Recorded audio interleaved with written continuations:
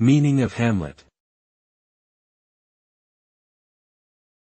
Hamlet. Hamlet. Hamlet. Hamlet.